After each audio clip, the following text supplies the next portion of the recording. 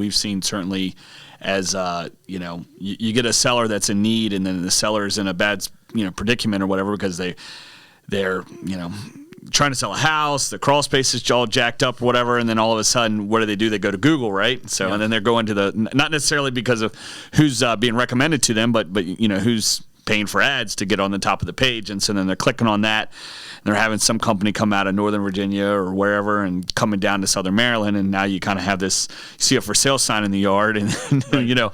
And all of a sudden, a job that should be one price is now 5-10 times what it really should be. Or I've even seen it where all the way up to almost $70,000 of crawl space work and didn't even fix the issue. And I think kind of your point too, it's tough because I think in the state of Maryland, pretty much you can do anything, any type of home improvement, whether it's crawl spaces, roofs, whatever, with an MHIC license. But that's probably one of my biggest gripes in the state of Maryland is that they blanket everything under this one license.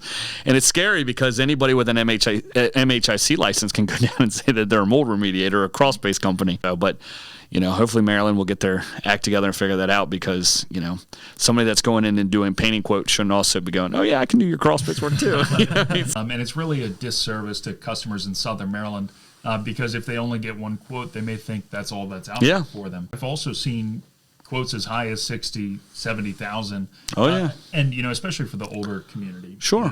They really don't know any better. Now they're paying more than what their house was worth then. Just in a repair. A professional salesperson is showing up, not necessarily a crawl space expert. Right. And the difference about us is before I ever had employees, it was just me. But essentially, it humbled me to know that who I put in the place, that when I teach them to do the work, it's going to be done right. I don't bring anybody in right now, at least, that has prior experience. Sure. I don't want to bring bad habits from other companies. Yeah. So we train everybody right from fresh and build them up to what we want them to be. Very good.